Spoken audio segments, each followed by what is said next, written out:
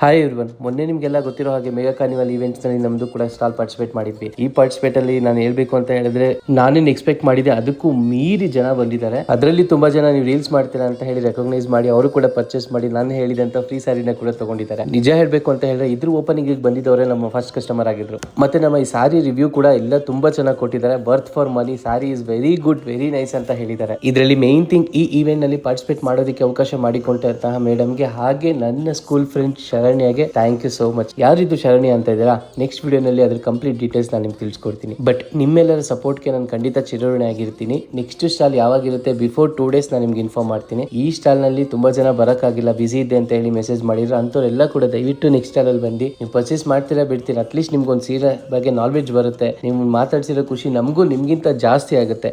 Weight ಮಾಡ್ತಾ ಇರ್ತೀನಿ next visit ಅಲ್ಲಿ. Thank you. And one more thing, ನಿಮ್ಗೆ ಯಾರಿಗಾದ್ರೂ ಬರೋಕ್ಕಾಗಿಲ್ಲ ಅಂತ ಹೇಳಿದ್ರೆ DM ಮಾಡಿ ನಾನು ಸ್ಯಾರಿ ಫೋಟೋಸ್ ಕಳಿಸ್ಕೊಡ್ತೀನಿ. ನಮ್ಮ ಕಡೆಯಿಂದ ಫ್ರೀ ಡೆಲಿವರಿ ಕೂಡ ಇರುತ್ತೆ. Thank you.